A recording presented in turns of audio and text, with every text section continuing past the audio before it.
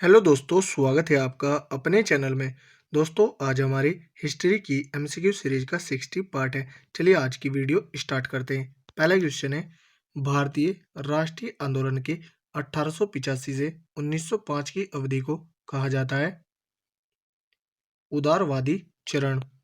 भारतीय इतिहास में वर्ष 1885 ईस्वी प्रसिद्ध है।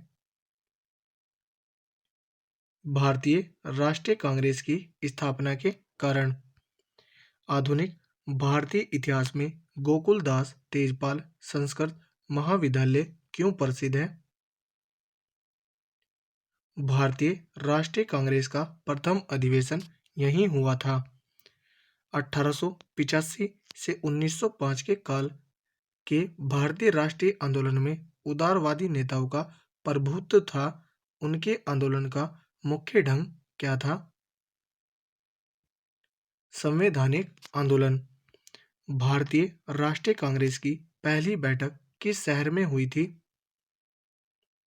बम्बई शहर में। निम्नलिखित कांग्रेसी नेताओं में से किसको भारत का महान वृद्ध व्यक्ति, grand old man of India कहा जाता है? दादा भाई नौरोजी को। किस गवर्नर जनरल के कार्यकाल के दौरान भारतीय राष्ट्रीय कांग्रेस बनी थी? Lord Dufferin. भारतीय विश्वविद्यालय अधिनियम 1904 किस वायसराय के काल में पारित किया गया था? Lord Curzon. भारतीय सिविल सेवा आईसीएस में चुने गए पहले भारतीय का नाम था? Satyendra Nath Tagore. Indian National Congress के संस्थापक कौन थे? Allan Octavian Hume. Hermit of Shimla किसे कहा जाता है? एओ ह्यूम को। वह कौन सा प्रथम भारतीय था जो ब्रिटिश संसद के लिए निर्वाचित हुआ? Dadabhai Naoroji. A nation in the making नामक पुस्तक किसने लिखी? सुरेंद्र नाथ बनर्जी ने। भारतीय राष्ट्रीय कांग्रेस का प्रथम अधिवेशन लगभग आखिरी समय पर पूना से बंबई स्थानांतरित किया गया क्योंकि? ऑप्शन डी, पूना में हैजा फैलने के कारण संयोजक कांग्रेस के प्रथम अधिवेशन का स्थान पूना से बंबई बदलने पर विवश हुए थे। निम्नलिखित कथनों पर विचार कीजिए। दादा भाई नौरोजी 3 बार राष्ट्रीय कांग्रेस के अध्यक्ष चुने गए।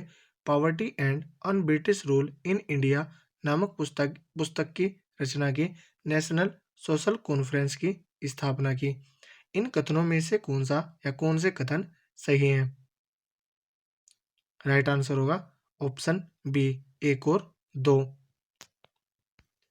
19वीं सदी के अंतिम चतुर्थांश में वह कौन सा तत्व था जिसने भारत में एक समान राष्ट्रीय दृष्टिकोण के उत्थान में एक महत्वपूर्ण भूमिका निभाई? देश का प्रशासनिक एवं आर्थिक एकीकरण, पाश्चात्य विचार एवं शिक्षा, प्रेस एवं साहित्य की भूमिका एवं भारतीय अतीत का पुनर्अन्वेषण। उपर्युक्त सभी। राइट आंसर होगा ऑप्शन डी, उपर्युक्त सभी।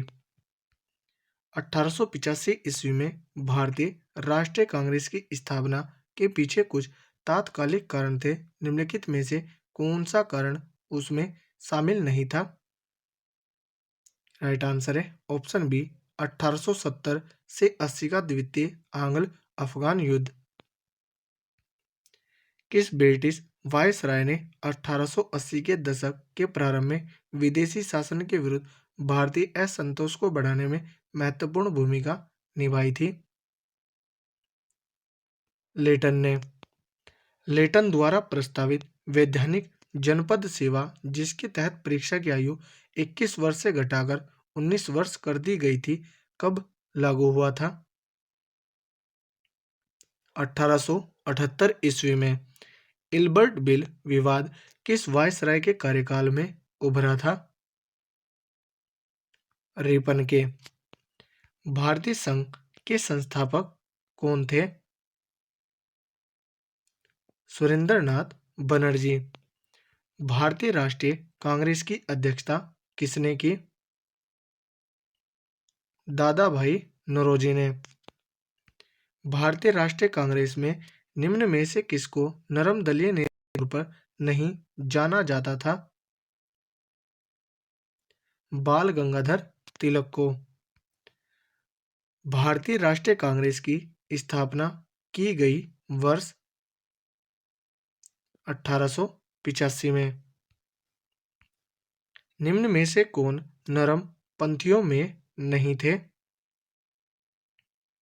बाल गंगाधर तिलक।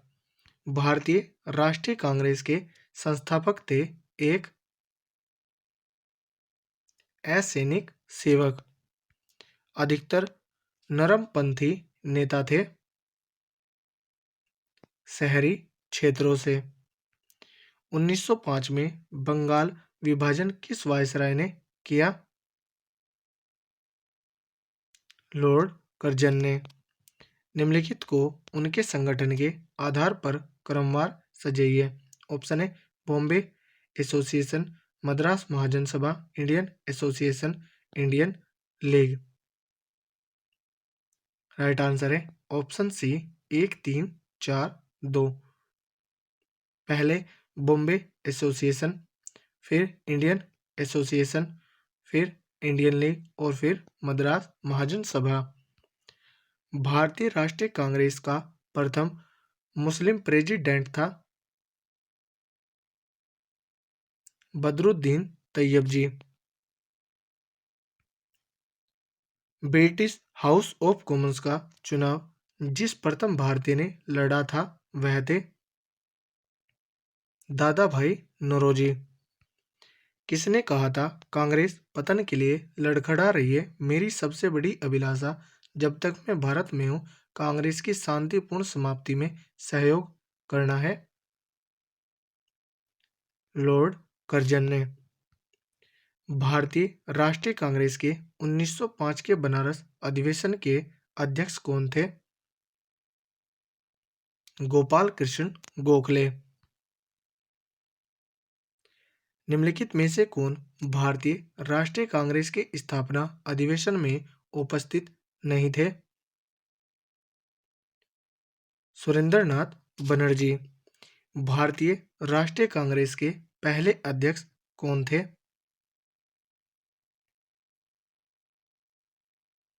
डब्ल्यू.सी. बनर्जी। भारत के पहले लोक संघ लैंड होल्डर सोसाइटी की स्थापना कब हुई थी?